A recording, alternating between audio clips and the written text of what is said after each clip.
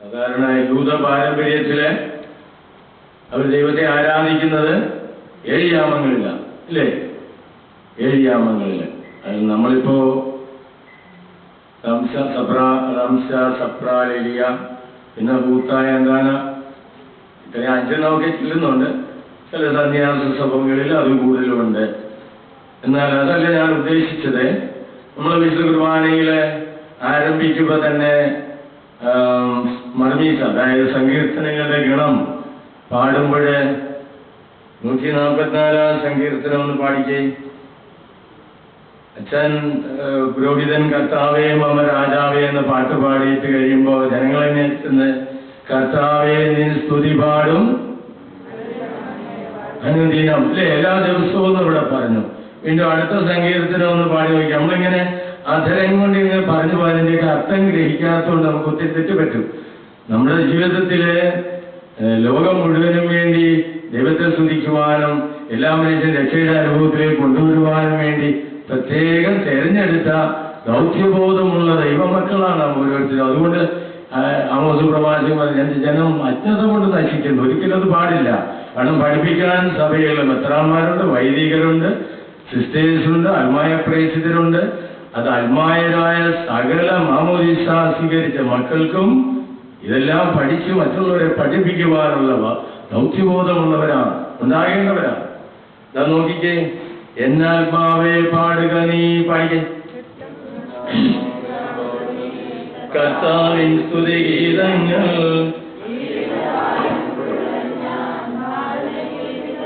അപ്പൊ ജീവിതകാലം മുഴുവൻ നാഥനെ സ്തുതി പാടുമെന്നാണ് പറഞ്ഞിരിക്കുന്നില്ലേ? അതിന് ഇന്റർവെൽ എവിടെയെങ്കിലും ഗ്യാപ്പുണ്ടോ? പിന്നെ നമ്മൾ എന്താ പറഞ്ഞ പാടുന്നത്? ഞാൻ ഈ മണ്ണിൽ കഴിവോളം. ഇപ്പൊ എമാവൂസിലെ ഈ നൈറ്റ് വിജിലിൽ വന്ന് മാത്രമാണോ ദൈവത്തെ സ്തുതിക്കേണ്ടത്? ആണോ സഹോദര? അല്ലല്ലോ. ജീവിതകാലം മുഴുവൻ സ്തുതിക്കണം. പിന്നെ ഈ മണ്ണിലായിരിക്കുന്നിടത്തോളം കാലം ഞാൻ എൻ്റെ കർത്താവിന് ദൈവ സ്തുതികൾ, ഇല്ലേ? ദൈവം അവിടുന്ന് പരിശുദ്ധനാണ്, അവിടുന്നാണ് സകലത്തിന്റെ സൃഷ്ടാവ്, എന്നെ കാത്തു പരിപാലിക്കുന്നവരാണ്. എനിക്ക് തരാത്തതായിട്ട് ഒന്നുമില്ല. നമ്മുടെ അസ്തിത്വം തന്നെ തമ്പുരാന്റെ കൃപയാ, അല്ലേ? അവിടുന്ന് തരാത്തതായിട്ട് ഒന്നുമില്ല. കൈയും കാലുമില്ല ഇവിടെ വരുമോ? ഇല്ലേ? വരാൻ പറ്റാത്തവരില്ലേ? ദൈവത്തിന്റെ മഹത്വം കാണാൻ വേണ്ടിയായി ഇതൊക്കെ നമുക്കറിയാം. അവന് ദൈവത്തെ കൊണ്ട് പലതും കഴിയുമെന്ന് ഒരു അന്ധനെ കൊണ്ട് മുടന്തിനെ കൊണ്ട് നിർത്തിയപ്പോൾ കർത്താവിങ്ങനെ പറഞ്ഞില്ലേ? അവനിങ്ങനെ ജനിച്ചത് അവരുടെ കുറ്റമാണോ? അല്ല, നമ്മുടെ കുറ്റമാണോ? അല്ല, ആരുടെ? ദൈവമഹത്വം ദർശിക്കാൻ, അല്ലേ? അങ്ങനെ ഈ കാണുന്ന പ്രപഞ്ചത്തിലെ സകല കാര്യങ്ങളും ദൈവമഹത്വത്തിന് എല്ലാത്തിനും നന്ദി പറയണം, അല്ലേ? നമുക്ക് ഇരിക്കാം, ഒരു മിനിറ്റ് ഇരിക്കാം. ഇരുന്നുകൊണ്ട് 2 സങ്കീർത്തന വചനങ്ങൾ ഉരുവിട്ടുകൊണ്ട് നമുക്ക് ക്ലാസ് തുടങ്ങാം. 22-ാം സങ്കീർത്തനത്തിൽ നേരിട്ട് ചൊല്ലിക്കേ. ഇസ്രായേലിന്റെ സ്തുതിയുടെ സിംഹാസനത്തിൽ ഭൂമിഷ്ഠനായിരിക്കുന്നവനെ, ഇസ്രായേലിന്റെ സ്തുതിയുടെ സിംഹാസനത്തിൽ ഭൂമിഷ്ഠനായിരിക്കുന്നവനെ, അവിടുന്ന് പരിശുദ്ധനാണ്. അങ്ങയിൽ ഞങ്ങളുടെ പിതാക്കന്മാർ വിശ്വാസമർപ്പിച്ചു. ഇസ്രായേലിന്റെ സ്തുതിയുടെ സിംഹാസനത്തിൽ ഇരിക്കുന്ന ദൈവത്തെ നമ്മുടെ പിതാക്കന്മാർ ആശ്രയിച്ച കാര്യം അവിടെ പറയുന്നില്ലേ? അവിടുന്ന് പരിശുദ്ധനാണ്. അങ്ങയിൽ ഞങ്ങളുടെ പിതാക്കന്മാർ വിശ്വാസമർപ്പിച്ചു. നമ്മൾ പാടുകയില്ലേ? അരജനിലോ നരൻ ഒരുവനിലോ എന്ന് പറഞ്ഞ ശരണം തരുന്നത് ആരില്ല? മുഖ്യമന്ത്രിയിലാണോ? പ്രധാനമന്ത്രിയിലാണോ? പോലീസ് ഓഫീസർമാരിലാണോ? നമ്മുടെ രാജാവും രക്ഷകനുമായ നമ്മുടെ സൃഷ്ടികർത്താവായ, വേറൊരർത്ഥത്തിൽ പറഞ്ഞാൽ ഞാനും നിങ്ങളും ദൈവത്തിന്റെ മക്കളാകാൻ മൂലകാരണമായ ദൈവം തന്നെയായ ഈശോമിശിഹായെയാണ് നമ്മൾ സ്തുതിക്കേണ്ടതും ആശ്രയിക്കേണ്ടതും. അല്ല ഈ ലോകത്തിന്റെ സൃഷ്ടവസ്തുക്കളിലല്ല, അരജനിലും രാജാവല്ലേ, ഭരണാധികാരിയിലല്ല, ഈ ലോകത്ത് ഒരു മനുഷ്യനുമല്ല നമ്മൾ ആശ്രയവും ശരണം വെക്കേണ്ടത്. അവിടെ പാടുന്നത് വീണ്ടും നോക്കി, അവരങ്ങയിൽ ശരണം വെച്ചു. പറഞ്ഞേ, അങ്ങ് അവരെ മോചിപ്പിച്ചു. അങ്ങയോടവർ നിലവിളിച്ചപേക്ഷിച്ചു. അങ്ങയെ അവർ ആശ്രയിച്ചു. അങ്ങയോടവർ നിലവിളിച്ചപേക്ഷിച്ചു. അവർ രക്ഷപ്പെട്ടു. അങ്ങേ അവർ ആശ്രയിച്ചു, അവർ ഭഗ്നാശനായില്ല. അപ്പൊ ദൈവത്തിൽ ആശ്രയിക്കുന്നവന് ഒരു കാലത്തും ഭഗ്നാശനാകാൻ, നിരാശപ്പെടാന്, അല്ലേ, ഒന്നും കിട്ടിയാലെന്ന് വിട്ടേച്ച് പോകാൻ ഗതികേട് വരത്തില്ല. പൂർണ്ണ ഹൃദയത്തോടെ അടുത്ത് തേടുമില്ല. അവിടുന്ന് നമ്മുടെ കാര്യത്തിൽ ശ്രദ്ധാലുമാണ്, എപ്പോഴും കരുണയോടെ നമ്മളെ വീക്ഷിക്കാൻ. 89-ാമത്തെ സങ്കീർത്തനം എടുത്ത് നോക്കിക്കേ, ബൈബിളുള്ളവർ. ഉത്സവഘോഷത്താൽ, 15-ാമത്തെ വചനം, ഉത്സവഘോഷത്താൽ, ഉറക്കെ പറഞ്ഞേ, ഉത്സവഘോഷത്താൽ അങ്ങയെ സ്തുതിക്കുന്നവൻ ഭാഗ്യവാൻ. കർത്താവേ, അവർ അങ്ങയുടെ മുഖപ്രകാശത്തിൽ നടക്കുന്നു. കർത്താവിന്റെ പ്രകാശം അന്ധകാരത്തിൽ തപ്പിത്തടഞ്ഞ് വീഴാതിരിക്കുവാൻ ഇസ്രായേലിന്റെ സ്തുതിയുടെ സിംഹാസനത്തിൽ വസിക്കുന്ന തമ്പുരാന്റെ കാലടികൾ, അവിടുത്തെ സ്വരം കേട്ട്, അവിടുത്തെ പാതയിൽ, അല്ലേ, നമ്മള് കർത്താവിന്റെ വചനം നമ്മുടെ പാതയിൽ വിളക്കും, പാദങ്ങൾക്ക് വിളക്കും, പാതയിൽ പ്രകാശവുമാണ്. 119-ാം സങ്കീർത്തനം നമ്മൾ പാടുന്നില്ലേ? അതുകൊണ്ട് കാര്യങ്ങൾ ഉയർത്തി ഇരുന്നു കൊണ്ട് തന്നെ ഈ ചൊല്ലിത്തരുന്ന പ്രാർത്ഥന കേട്ട് വചനം ഉപയോഗിച്ച് നമുക്ക് സ്തുതിക്കാം.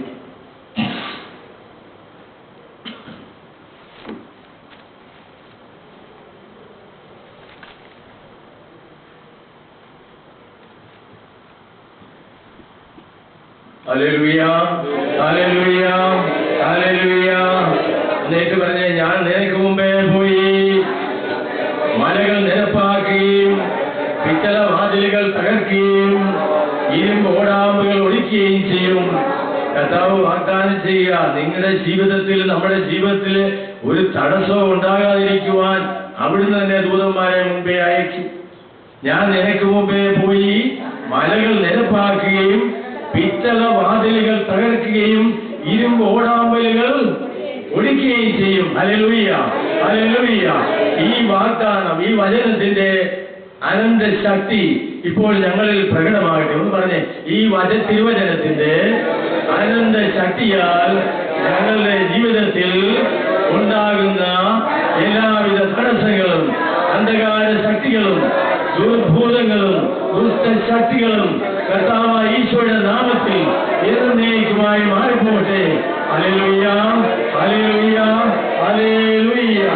തടസ്സങ്ങൾ ഉണ്ടാക്കുന്ന പൈശാചിക ശക്തികൾ ഈശോ മിശിഹായുടെ നാമത്തിൽ, ഈശോ മിശിഹായുടെ പീഡാസഹനത്തിന്റെയും കുരിശുമരണത്തിന്റെയും ഉത്ഥാനത്തിന്റെയും യോഗ്യതയാൽ ഞങ്ങളിൽ നിന്നും ഞങ്ങളുടെ കുടുംബത്തിൽ നിന്നും എന്നേക്കുമായി വിട്ടുപോകട്ടെ.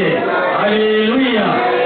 പ്രിയപ്പെട്ടവരെ, വിശുദ്ധ കുർബാന കുമ്പസാരിച്ച് കുർബാന സ്വീകരിച്ച ഓരോ ദൈവ മക്കൾക്കും ഈ വചനമെടുത്ത് ഉപയോഗിക്കാനുള്ള അധികാരം അവിടുന്ന് തന്നിട്ടുണ്ട്, കൽപ്പിച്ചറിയിട്ടുണ്ട്. അത് ഉപയോഗിക്കണം. അത് നമ്മുടെ ജീവിതത്തിന് വഴികാട്ടിയാണത്. വാളാണ്, ആത്മാവിന്റെ രക്ഷയ്ക്ക് വേണ്ടി തന്നിരിക്കുന്ന എന്തോ വാള്. ദൈവവചനം നമ്മുടെ ആത്മാവ് ക്ഷേമസ്ഥിതിയിലായിരിക്കാനും സ്വർഗത്തിലെത്താൻ വേണ്ടി ദൈവം തന്നിരിക്കുന്ന, ഈശോ മിശിഹായിലൂടെ അത് പൂർത്തീകരിച്ചിരിക്കുന്ന തിരുവചനങ്ങൾ. എന്തിനു വേണ്ടിയാണ്? ഇങ്ങനെ വീട്ടിലൊരു പുസ്തകം വെക്കാനാണ്. 40 വയസ്സ് വരെ സഹോദരങ്ങളെ ഈ പുസ്തകം ഞാൻ തുറന്നു നോക്കിയിട്ടില്ല. അത് വീട്ടിലുണ്ടായിരുന്നു. എന്റെ അപ്പനോ അമ്മയോ സഹോദരങ്ങളോ ഇത് വായിച്ച് ഞാൻ കണ്ടിട്ടില്ല. ഇത് വായിക്കണമെന്ന് അല്ലിയിലായിരുന്നു പറഞ്ഞു കേട്ടിട്ടില്ല. കാരണം ഞാൻ പിന്നീട് ഒരു 10-25 കൊല്ലം മുമ്പ് അച്ഛനോട് ചോദിച്ചു, ഇതൊക്കെ എന്താ അച്ഛാ പഠിപ്പിക്കാൻ? ഇപ്പൊ ഞങ്ങൾ ഈ ധ്യാനമൊക്കെ കൂടാൻ തുടങ്ങിയപ്പോഴാണ് കർത്താവിന്റെ ഇതൊക്കെ ചുവെ പഠിപ്പിക്കുന്നതൊക്കെ ശരിക്കും മനസ്സിലാക്കാൻ തുടങ്ങിയത്. ഉടനെ അച്ഛൻ പറഞ്ഞേ, അത് പഠിപ്പിച്ച ഒരു കാലം ഉണ്ടായിരുന്നു. അപ്പൊ ഈ കക്ഷികളൊക്കെ കേട്ടവർ ഇതെടുത്ത് കക്ഷത്തിൽ വെച്ചുകൊണ്ട് പതുക്കെ പൗലോസ്ലീഹയുടെ ഭാഷയെ പറഞ്ഞ ഉദരപൂജയ്ക്ക് വേണ്ടി ഇറങ്ങി തിരിച്ചു. ഹല്ലേലൂയ. എന്തിനാ? സ്വന്തമായിട്ട് ചക്കര ഉണ്ടാക്കുന്ന പ്രവൃത്തിക്കുള്ളതല്ല ഇത്, അല്ലേ? ഇത് കർത്താവിനെ നാം അനുഭവിച്ചറിയുന്ന ദൈവത്തെ നമ്മുടെ സഹോദരങ്ങൾക്ക് കൊടുക്കുവാൻ. ആരാ സഹോദരങ്ങള്? നമ്മുടെ സഹോദരങ്ങൾ ആരാണ്? ഇത്രയും കാലത്തെ ക്രിസ്ത്യ ജീവിതം കൊണ്ട് നമുക്ക് തോന്നുന്നത് ഈ ഇരിക്കുന്നവരെല്ലാം ഈ നിമിഷം നമ്മുടെ സഹോദരങ്ങളാണ്. നമ്മുടെ ചുറ്റും ഇവരുടെയൊക്കെ ഭവനങ്ങളിലില്ലേ ഒത്തിരി പേര്? അവരും നമ്മുടെ സഹോദരങ്ങളാണ്, അല്ലേ? അങ്ങനെയാണെങ്കിൽ ഞാൻ സകല മധ്യയുടെയും ദൈവമായ കർത്താവാണ് എനിക്ക് അസാധ്യമായിട്ട് എന്തെങ്കിലും ഉണ്ടോ എന്ന് ജെറമിയ പ്രവാചകൻ കർത്താവിനെ 550 വർഷം മുമ്പ് പറഞ്ഞ പ്രവാചകനാണ്. അപ്പൊ അതിന്റെ അർത്ഥം എന്താ? ഞാൻ സകല മനുഷ്യരുടെയും ദൈവമായ കർത്താവാണെന്ന് ഈ ഇരിക്കുന്ന ഈശോ ഒരിക്കൽ പറഞ്ഞതാ. ഈശോ തന്നെയാ പ്രവാചകനിലൂടെ പറഞ്ഞത്. കാരണം എന്താ? തന്റെ മുമ്പിൽ സ്നേഹത്തിൽ പരിശുദ്ധരും നിഷ്കളങ്കരുമായിരിക്കുവാൻ ലോകസ്ഥാപനത്തിനു മുമ്പേ നമ്മളെ ഈശോ മിശിഹായി തെരഞ്ഞെടുത്തു എന്ന അവതരണം പഠിപ്പിക്കും. ഈ സൃഷ്ടികർത്താവായിരിക്കുന്ന തമ്പുരാൻ ഈശോ മിശിഹ തന്നെയാ. വിധി നടത്തുന്നതും അവിടുന്ന് തന്നെ. വിധി മുഴുവൻ അവിടുന്ന് മുത്തനെ ഏൽപ്പിച്ച് യോഹന്നാൻ ശ്രീ 5-ാം അധ്യായത്തിൽ എഴുതി വെച്ചിട്ടുണ്ട്. അപ്പൊ വരാൻ പോകുന്ന വിധികർത്താവ് അവിടുന്ന്. ന്യായവിധി അറിയാമല്ലോ, മരണത്തോടുകൂടി ഒരു വിധി നടക്കും. അത് പിന്നെ നമ്മൾ ചിന്തിക്കും. അടുത്ത വചനങ്ങൾ നമ്മൾ നിന്നോട് പോരാടുന്നവരോട് കരങ്ങൾ ഉയർത്തി പറഞ്ഞു, നിന്നോട് പോരാടുന്നവരോട് ഞാൻ പോരാടുകയും നിന്റെ മക്കളെ രക്ഷിക്കുകയും ചെയ്യും. Hallelujah, hallelujah. പിശാചിന്റെ ശക്തിയെ, സാത്താന്റെ ശക്തിയെ നശിപ്പിക്കുന്നതിന് വേണ്ടിയാണ് ദൈവപുത്രൻ പ്രത്യക്ഷനായത്. ഒന്ന് തയ്യെ പറഞ്ഞേ, പിശാചിന്റെ പ്രവൃത്തികളെ, സാത്താന്റെ പ്രവൃത്തികളെ നശിപ്പിക്കുന്നതിന് വേണ്ടിയാണ് ദൈവപുത്രൻ പ്രത്യക്ഷനായത്. 2000 വർഷം മുമ്പ് ബെത്ലഹേമിൽ ജനിച്ച ദൈവപുത്രൻ മനുഷ്യനായി ദൈവം അവതരിച്ചത് എന്തിനു വേണ്ടിയാ? പിശാചിന്റെ പ്രവൃത്തികളെ ഇല്ലായ്മ ചെയ്യാൻ, നശിപ്പിക്കാൻ വേണ്ടി. ആ ദൈവപുത്രനെ നമ്മൾ സ്വീകരിക്കുന്നില്ലേ ഓരോ ദിവസവും? അപ്പൊ അത് നമുക്ക് സാധിക്കണ്ടേ? എന്താ സാധിക്കാത്തെ? ഇല്ലേ? സാധിക്കാത്ത എന്തുകൊണ്ടാ? നമ്മളതിനു വേണ്ടിയുള്ള ആഗ്രഹം കാണിക്കുന്നില്ല, ഒരുങ്ങുന്നില്ല. അതൊക്കെ തന്നെ കാര്യം അല്ലേ? ഇപ്പൊ ദിവസവും എല്ലാ വ്യാഴാഴ്ചയും വൈകിട്ടും പിന്നെ ബുധനാഴ്ച പറ്റുന്നിടത്തോളം ഇവിടെ വന്നാൽ ഏതെങ്കിലും ധ്യാനകേന്ദ്രത്തിൽ പോയി ഇതുപോലെ ദൈനംദിനം ദൈവത്തിന്റെ വചനം പഠിക്കുക, അത് വീട്ടിൽ പോയിരുന്ന് മനനം ചെയ്യും. അങ്ങനെ യഥാർത്ഥ ക്രിസ്ത്യാനി, ഈശോ മിശിഹായുടെ സഹോദരങ്ങൾ കർത്താവിന്റെ ജോലിയിൽ വ്യാപരിച്ചുകൊണ്ട് നിൽക്കുമ്പോൾ തനിയെ ദൈവം ഇതിനുള്ള ശക്തി തരും. പൂർണ്ണ ഹൃദയത്തോടെ, പൂർണ്ണാത്മാവോടെ, സർവശക്തിയോടുകൂടി നമ്മെ തന്നെ അവിടുത്തെ കരങ്ങൾ കൊടുക്കുമ്പം പടിപടിയായ ദൈവം ഇതിനുള്ള ശക്തി സ്രോതസ്സായി ഈശോ നമുക്ക് തരും. നമുക്കെല്ലാം വേണ്ടത് തരും. തക്ക സമയത്ത് അവിടുത്തെ മുമ്പിൽ നമ്മെ പൂർണ്ണമായി അടിയറ വയ്ക്കുക. തക്ക സമയത്ത് അവിടുന്ന് നമ്മെ ഉയർത്തിക്കൊള്ളും. ഹല്ലേലൂയ, ഹല്ലേലൂയ, ഹല്ലേലൂയ. ഒരു വചനം കൂടെ ഉരുവിട്ടിട്ട് ഒരു ക്ലാസ് എടുക്കാം. സമാധാനത്തിന്റെ ദൈവം, കരങ്ങൾ ഉയർത്തി പറഞ്ഞേ, സമാധാനത്തിന്റെ ദൈവം ഉടൻ തന്നെ പിശാചിനെ നിങ്ങളുടെ കാൽക്കീഴിലാക്കി തകർത്ത് കളയും. റോമാലേഖനം 16:20 മറ്റേതിന് നമ്പര് പറഞ്ഞില്ല, അത് കാലക്രമേണ നമ്മൾ പഠിക്കും പിന്നീട് കേട്ടോ. ഒന്നുകൂടെ പറഞ്ഞേ വചനം. സമാധാനത്തിന്റെ ദൈവം ഉടൻ തന്നെ പിശാചിനെ നിങ്ങളുടെ കാൽക്കീഴിലാക്കി തകർത്ത് കളയും. ഹല്ലേലൂയ, ഹല്ലേലൂയ, ഹല്ലേലൂയ, ഹല്ലേലൂയ.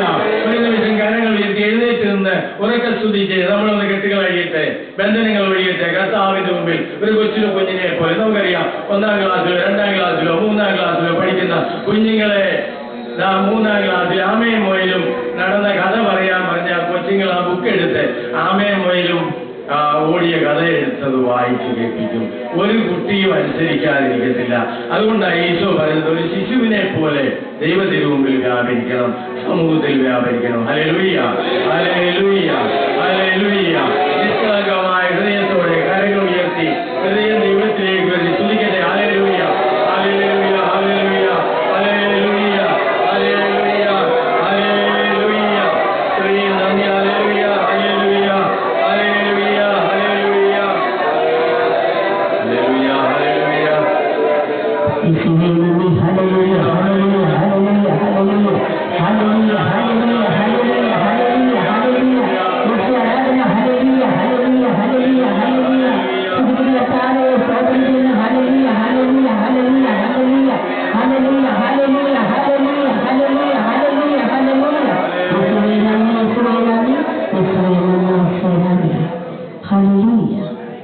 ലൂക്കായുടെ സുവിശേഷം 1 13-ാമത്തെ അധ്യായം നമുക്ക് എടുത്ത് വായിക്കാം. 1 മുതൽ 9 വരെയുള്ള തിരുവചനങ്ങൾ. വിശുദ്ധ ലൂക്കാ അറിയിച്ച ഇരിക്കാം. ലൂക്കാ അറിയിച്ച നമ്മുടെ കർത്താവ് യേശു മിശിഹായുടെ പരിശുദ്ധ സുവിശേഷം 13-ാം അധ്യായം. ഹല്ലേലൂയ, ഹല്ലേലൂയ, ഹല്ലേലൂയ. ലൂക്കാ അറിയിച്ച സുവിശേഷം തുടങ്ങുന്ന 13-ാം അധ്യായം. ഗലീലിയക്കാരായ ഏതാനും പേരുടെ ബലികളിൽ അവരുടെ രക്തം കൂടി പീലാത്തോസ് കലർത്തിയ വിവരം ആ സമയത്ത് അവിടെ ഉണ്ടായിരുന്ന ചിലർ അവനെ അറിയിച്ചു.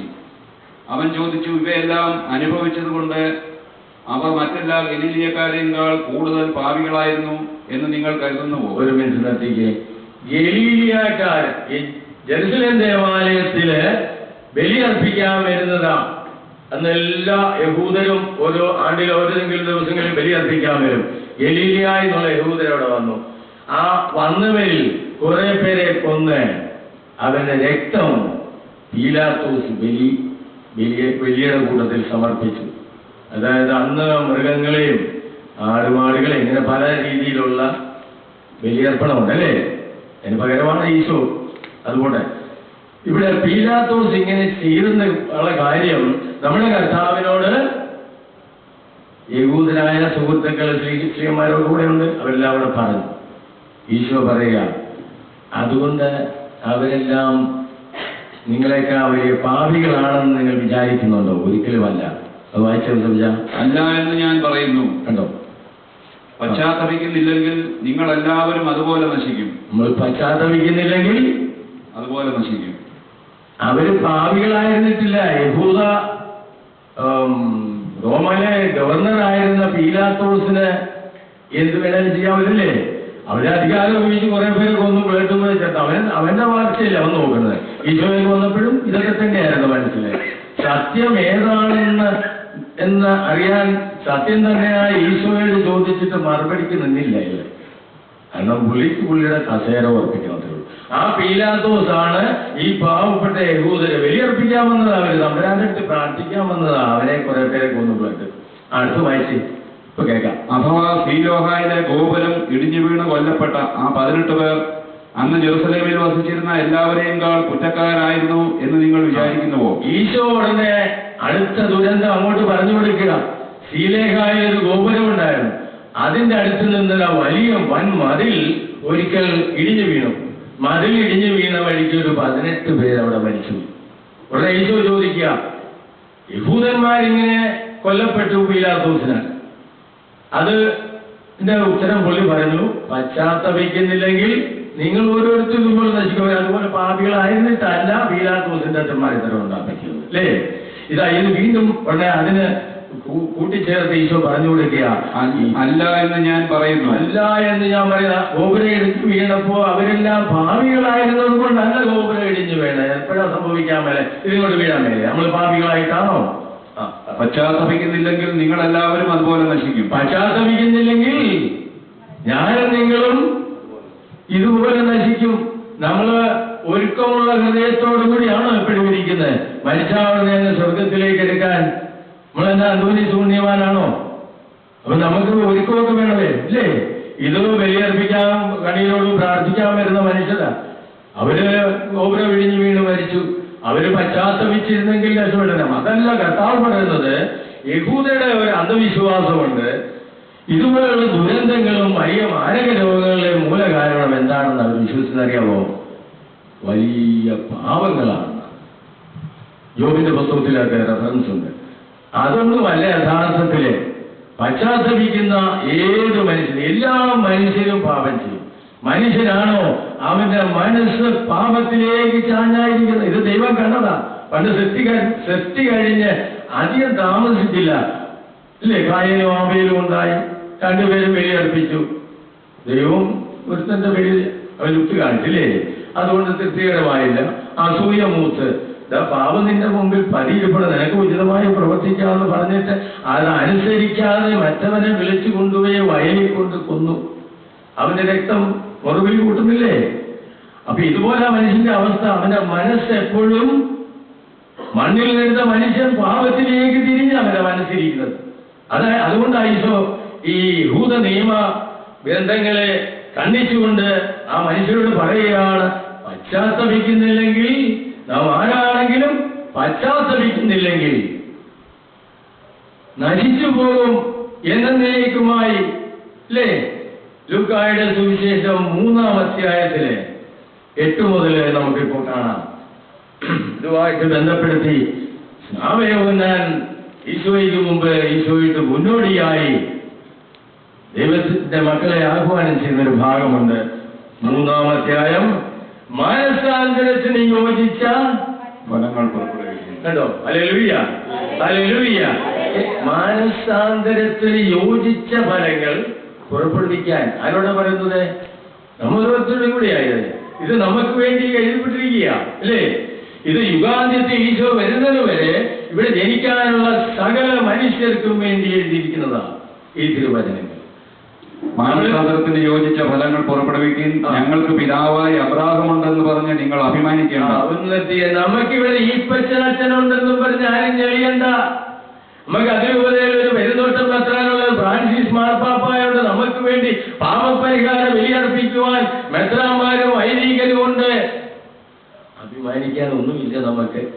പശ്ചാത്തപിക്കുന്നില്ലെങ്കിൽ, മാനസാന്തരപ്പെടുന്നില്ലെങ്കിൽ ഇതുപോലെ നശിക്കും. കാരണം പാപികളാണ് എല്ലാവരും. അതുകൊണ്ട് പാപം ഏറ്റെടുക്കുവാൻ മനുഷ്യനായ ദൈവം അവതരിച്ചതാണ്, അല്ലേ? നമ്മൾ പഠിക്കുന്ന കാര്യങ്ങൾക്ക് റീസൺ ഉണ്ടെന്ന്, കാരണങ്ങളുണ്ടെന്ന് കർത്താവ് പടിപടിയായി സുവിശേഷത്തില്. അതുകൊണ്ട് ആദ്യം മുതൽ അന്ത്യം വരെ ഈ 73 പുസ്തകങ്ങളിലൂടെ അപഗ്രഥിച്ച് പഠിച്ച് സ്വന്തമാക്കിയാലല്ലാതെ നമുക്ക് ശരിയായ ബോധ്യം ഉണ്ടാവില്ല. ചടങ്ങ് തീർക്കേണ്ടവരല്ല നമ്മൾ. ആദ്യം ഒന്നുകൂടെ വായിച്ച 3:8. മാനസാന്തരത്തിന് യോജിച്ച ഫലങ്ങൾ പുറപ്പെടുവിക്കുകയും ഞങ്ങൾക്ക് പിതാവായി അബ്രാഹമുണ്ടെന്ന് പറഞ്ഞ് നിങ്ങൾ അഭിമാനിക്കേണ്ട. കാരണം ഈ കല്ലുകളിൽ നിന്ന് അബ്രാഹത്തിന് സന്താനങ്ങളെ പുറപ്പെടുവിക്കാൻ ദൈവത്തിന് കഴിയും എന്ന് ഞാൻ നിങ്ങളോട് പറയുന്നു. ദൈവം ഇത്രയും കാലം കൊണ്ട് ഇപ്പോ ഏതാണ്ട് 850 കോടി ജനങ്ങൾ ഈ ഭൂമിയിലുണ്ടെങ്കിൽ ഒരു നിമിഷം കൊണ്ട് വേണമെങ്കിൽ തന്റെ ക്രോധത്തിൽ സകലരെയും തൂത്തെറിയാവുന്നതേ ഉള്ളൂ. അങ്ങനെ സംഭവിച്ചല്ലോ ചരിത്രത്തിലില്ലേ? നോഹയുടെ കാലത്ത് സംഭവിച്ചില്ലേ? സൊദോം ഗൊമോറയിൽ സംഭവിച്ചില്ലേ? 10 പേരെയെങ്കിലും മധ്യസ്ഥ പ്രാർത്ഥനയ്ക്ക് കിട്ടുമായിരുന്നെങ്കിൽ കർത്താവ് അവിടെ താങ്ങി നിർത്തിയതിനെ. അതുപോലും കാണിക്കാതെ അബ്രാഹത്തിന് കഴിഞ്ഞില്ല. അത് ഓർക്കണം. അതുകൊണ്ടാണ് കണ്ണീരോടുകൂടി പറയുന്നത് 120 കോടി ജനങ്ങൾ നമുക്കൊണ്ട് വിലപ്പെട്ടവരായി ഭാരതത്തില്. ചില കണക്കിൽ 127 എന്ന് പറയും, എനിക്ക് കൃത്യം അറിയില്ല. ഏതായാലും ഈ നാടിനെ സംബന്ധിച്ചിടത്തോളം ഈ അതിരൂപതയിലെ ഓരോ ദൈവമക്കളും പശ്ചാത്തപിച്ച് അനുദപിച്ച് തങ്ങളുടെ ഭാവങ്ങൾ ഏറ്റുപറഞ്ഞ് യഥാർത്ഥ ക്രൈസ്തവരായി ജീവിക്കുവാൻ, അവരെ വളർത്തുവാനോ അവർക്ക് വേണ്ടി മധ്യസ്ഥം പ്രാർത്ഥിക്കുവാനുള്ള വലിയ വിളിയും തിരഞ്ഞെടുപ്പും കർത്താവായ ദൈവം നമുക്ക് ഓരോരുത്തർക്കും തന്നിരിക്കുന്നത്. ഇവിടെ വന്നിരുന്ന് എന്തെങ്കിലും അനുഗ്രഹം കിട്ടാൻ വേണ്ടി മാത്രമായിരിക്കരുത് നമ്മുടെ ഈ രാത്രി ആരാധന. നമ്മൾ രാത്രിയില് 5 മണിക്കൂർ അല്ലെ 10 മണിക്കൂർ ചിലപ്പോൾ നേരം വെളുക്കുന്നിടം വരെ ഇവിടെ ഇരിക്കുന്നവരുണ്ടാകും. അപ്പോഴും നമ്മൾ ഓർക്കണം, അനേക കോടാനുകോടി ജനങ്ങൾ സകല ജാതിയിൽപ്പെട്ടവരും. ജാതിയൊക്കെ മനുഷ്യന്റെ സൃഷ്ടിയാ. ദൈവം ഈശോമിശിഹ സകല മനുഷ്യർക്കും വേണ്ടിയല്ലേ ഈ ത്യാഗമെടുത്ത് മനുഷ്യനെ ദൈവത്തെ അവതരിപ്പിച്ച് നമ്മുടെ മുമ്പിൽ. ദൈവം സ്നേഹമാണ്, സ്നേഹപിതാവാണ്, ആർദ്രതയുള്ള കരുണാമൂർത്തിയായ സ്നേഹസമ്പന്നനായ പാപങ്ങൾ ഏറ്റെടുക്കാമെന്ന ദൈവപുത്രൻ തന്റെ ശരീരത്തിൽ നമ്മുടെ പാപങ്ങളും സകല കഷ്ടപ്പാടുകളും ദുരിതങ്ങളും സ്വന്തം ശരീരത്തിൽ ഏറ്റുവാങ്ങി. യെശയ്യാ 53 നമ്മൾ വായിക്കുന്നില്ലേ? ഇവിടെ അനുദപിക്കും ഈ ഈശോമിശിഹ തന്റെ സുവിശേഷ വേല ആരംഭിച്ചപ്പോ മർക്കോസ് 1:14-15 നമുക്ക് കാണാം. വായിച്ചു അതോടെ. മർക്കോസ് 1:14-15 വചനം കിട്ടിയവർ വായിച്ചേ. അവിടെ എന്താ പറഞ്ഞിരിക്കുന്നത്? സമയം പൂർത്തിയായി, അല്ലേ? ഇന്ന് കൽക്കട്ട പട്ടണത്തില് നമ്മുടെ ഒരു സഹോദരൻ നിന്ന് പറഞ്ഞതാണിത്. സമയം പൂർത്തിയായി. എന്തിനു വേണ്ടിയാ? ദൈവരാജ്യം, ദൈവം വന്നിരിക്കുന്നു. എമ്മാനുവേൽ നമ്മുടെ ഇടയിലെ കർത്താവ് വന്നിട്ട് എത്രയോ വർഷങ്ങളായില്ലേ? ഇതാ ഇന്നാണ് രക്ഷയുടെ സമയം. ഒന്ന് വായിച്ചത്. അവൻ പറഞ്ഞു, സമയം പൂർത്തിയായി, ദൈവരാജ്യം സമീപിച്ചിരിക്കുന്നു. അനുദപിച്ച് സുവിശേഷത്തിൽ വിശ്വസിക്കുവിൻ. അനുദപിച്ച് സുവിശേഷത്തിൽ വിശ്വസിക്കണം. സുവിശേഷ വചനങ്ങൾ ഒറ്റ ദിവസം കൊണ്ട് ഹൃദിസ്ഥമാക്കാൻ പറ്റിയതല്ല. ജീവിതം മുഴുവൻ എന്റെ കർത്താവ് എന്നെ പഠിപ്പിക്കുന്നത് മുഴുവൻ പഠിച്ച് ഹൃദയസ്ഥമാക്കി മറ്റുള്ളവരെ പഠിപ്പിച്ച് അവസാനം എന്റെ ഓട്ടം ഞാൻ പൂർത്തിയാക്കി, എനിക്ക് ജീവന്റെ കിരീടം എന്റെ തമ്പുരാൻ എനിക്ക് തരുമെന്ന് പൗലോസ്ലീഹായെ പോലെ പറയാൻ പറ്റണം. എത്രയോ നല്ല യുവത്വത്തില് സഭാമക്കളെ പീഡിപ്പിച്ചുകൊണ്ട് നടന്ന ആ വ്യക്തി ഒരു മിന്നലൊളി പോലെ കർത്താവിന്റെ അരികെത്തിയപ്പോ അദ്ദേഹം വിളിച്ചു പറഞ്ഞു, കർത്താവേ, അങ്ങ് ആരാണ്? നീ പീഡിപ്പിക്കുന്ന ക്രിസ്തുവാണ്. സഭാമക്കളെ പീഡിപ്പിച്ചപ്പോ നീ ആരാണെന്ന് കർത്താവിനോട് ചോദിച്ചപ്പോ കർത്താവ് കൊടുത്ത മറുപടി എന്താ? നീ പീഡിപ്പിക്കുന്ന ഈശോയെ അങ്ങനെ ഒന്നും ചെയ്തില്ല, ഈശോയെ പറ്റി അറിയത്തില്ല. അങ്ങനെ യഹൂദ മതപണ്ഡിതനാ, പരിചയ പ്രമാണിയ, ഒത്തിരി പാണ്ഡിത്യമുള്ളത് കൊണ്ട് അവരുടെ മതത്തോടുള്ള തീഷ്ണത കൊണ്ട് ഓടി നടക്കുക, ക്രിസ്തീയ സമൂഹത്തെ ഉന്മൂലനാശം ചെയ്യാൻ ആ വ്യക്തിയെ കർത്താവ് പിടിച്ചുകൊണ്ട് വന്നു. അല്ലേ? 13 ലേഖനങ്ങളിലൂടെ ഈ ബൈബിളിനെ സമ്പന്നമാക്കിയ ഉന്നതനായ വ്യക്തിയാ കർത്താവ് കൊണ്ടുവന്നു കഴിഞ്ഞപ്പോ ആ മനുഷ്യന്റെ രൂപം മാറി, ഭാവം മാറി. അല്ലേ? ഹല്ലേലൂയ, ഹല്ലേലൂയ, ഹല്ലേലൂയ. അദ്ദേഹം വിളിച്ചു പറയും, എനിക്ക് ജീവിതം ക്രിസ്തുവാണ്. ഞാൻ ജീവിക്കുന്നെങ്കിൽ ക്രിസ്തുവിന് വേണ്ടി ജീവിക്കും, മരിക്കുന്നെങ്കിലോ എവിടെ കാണാം. പക്ഷെ ഞാൻ ജീവിച്ചിരിക്കണം എന്ന് ആഗ്രഹിക്കുന്നത്. നമ്മളും അങ്ങനെ ആയിരിക്കണം. കർത്താവിനെ ഓരോ നിമിഷവും ഓരോ വ്യാഴാഴ്ചയും ബുധനാഴ്ചയും ഇവിടെ വന്ന് പ്രാർത്ഥിച്ച് മനസ്സിലാക്കി ജീവിതം മുഴുവൻ വിലപ്പെട്ടതാണ്. ആർക്കും പ്രത്യേകം ആഹാത്മ്യമൊന്നുമില്ല. ലോകം മുഴുവൻ ഈ അജ്ഞതയുടെ കാലഘട്ടങ്ങളിൽ ദൈവം കണക്കിലെടുക്കുന്ന എല്ലാവരോടും ഈ സദ്വാർത്ത പറയുവാൻ തിരഞ്ഞെടുക്കപ്പെട്ട ദൈവത്തിന്റെ പൊന്നുപോലെ മക്കളാണ് ഓരോരുത്തരും. അല്ലാതെ കുറെ പേർക്ക് മാത്രം നിൽക്കേണ്ട വേദിയല്ല. തമ്പുരാന്റെ പ്രിയപ്പെട്ടവനായി തീർന്നുകൊണ്ട് അതിനുവേണ്ടി ജീവിതം മാറ്റിവെക്കേണ്ടവരാണ്. Hallelujah, hallelujah. അതിന്റെ വാക്കുകൾ വായിച്ച്, വൃക്ഷങ്ങളുടെ ഈ കല്ലുകളിൽ നിന്ന് അബ്രാഹത്തിന് സന്താനം പുറപ്പെടുവിക്കുവാൻ ദൈവത്തിന് അസാധ്യമായിട്ടൊന്നുമില്ല. നമുക്ക് അവസരം തരുന്നുണ്ടല്ലേ? എന്തിനാ നമുക്ക് അവസരം തന്നിരിക്കുന്നത്? തിന്നു പിടിച്ച് ജീവിക്കാനല്ല, അത് നമുക്ക് ജീവിക്കാനൊരു, അല്ലേ? അങ്ങനെ ജീവിക്കാനാണെങ്കിൽ നമ്മുടെ കർത്താവ് ഇത്രയേറെ സഹിക്കേണ്ട കാര്യമൊന്നുമില്ലായിരുന്നു. അല്ലേ? കർത്താവിന് ഒരു ചെടി ഒരു നട്ടവിട്ടാൽ മതി, കാര്യങ്ങൾ നടക്കും. അല്ലേ? നമ്മൾ ഓരോരുത്തരും രക്ഷ പ്രാപിക്കണമെന്നും ബലഹീനരും പാപികളുമായ നാം തന്റെ പ്രിയപ്പെട്ട മക്കൾ നശിച്ചു പോകാതെ നിത്യജീവൻ പ്രാപിക്കണമെന്ന് അവിടുന്ന് ആഗ്രഹിച്ചതുകൊണ്ട് അവിടുന്ന് കടന്നു വന്നത്. അതുകൊണ്ട് ഈ കല്ലുകളിൽ നിന്ന് ദൈവമക്കളെ ജനിപ്പിക്കുവാൻ ദൈവത്തിന് കഴിയും. അല്ലേ? അബ്രഹാം പൂർവ്വപിതാവായ വിശ്വാസികളുടെ പിതാവായ അബ്രഹാമത്തിന്റെ മക്കളാണെങ്കിൽ ഇപ്പോൾ മക്കളെ കൊന്നുകളഞ്ഞിട്ട് പുതിയ മക്കളെ സൃഷ്ടിക്കുവാൻ അവിടത്തേക്ക് കഴിയുമെന്ന് തിരുവചനം നമ്മെ പഠിപ്പിക്കുക. എന്നാലും നമ്മളെ നശിപ്പിച്ചോ? ഇല്ല, ഇല്ലല്ലോ. വൃക്ഷങ്ങളുടെ അർത്ഥം കുറിക്കുന്ന വർത്തമാനാ ശാപയോന്നാൻ. അതുകൊണ്ടാ പെട്ടെന്ന് തല കർത്താവിന് വേണ്ടി കൊടുക്കേണ്ടി വന്നത്. അല്ലേ? ആ ചരിത്രമൊക്കെ നമുക്കറിയാമല്ലോ. പീലാത്തോസിനോട് നേരിട്ട് പോയി പറഞ്ഞ് ചെയ്യുന്ന പാപം ഇന്നതാണ്. അല്ലേ? വ്യഭിചാരം. സഹോദരന്റെ ഭാര്യയെ സ്വന്തമാക്കിയിരിക്കുന്നതിന്റെ മുഖത്ത് നോക്കി പറഞ്ഞു, ഇതുകൊണ്ടാ തിരുവചനം പറഞ്ഞ് സത്യത്തിന്റെ കൂടെ നിൽക്കാനും. ഒന്ന് പറഞ്ഞേ, സത്യത്തിന്റെ കൂടെ നിൽക്കാനും അനീതിക്കെതിരെ ചൂണ്ടാനുള്ള പ്രവാചക ദൗത്യം എനിക്കും നിങ്ങൾക്കും നമുക്ക് ഓരോരുത്തർക്കും ഈശോ മിശിഹായിലൂടെ നൽകപ്പെട്ടിരിക്കുന്നു. അതുകൊണ്ടാണ് വചനം പഠിപ്പിക്കുന്നത്, ഉറങ്ങുന്നവരെ ഉണരുക, കർത്താവ് നിങ്ങളുടെ മേൽ പ്രകാശിക്കും. ഹല്ലേലൂയ, ഹല്ലേലൂയ, ഹല്ലേലൂയ, ഹല്ലേലൂയ, ഹല്ലേലൂയ. ഉറങ്ങാൻ വിളിച്ചിട്ടുള്ളവരല്ല. നമ്മൾക്കൊരു കൊച്ചു ജീവിതമേ ഉള്ളെങ്കിൽ സഹോദരൻ പാടിയ പാപബോധവും പശ്ചാത്താപവും നമുക്കുണ്ടാകെ ഒന്ന് എഴുന്നേറ്റ് തന്നെ. Hallelujah, hallelujah.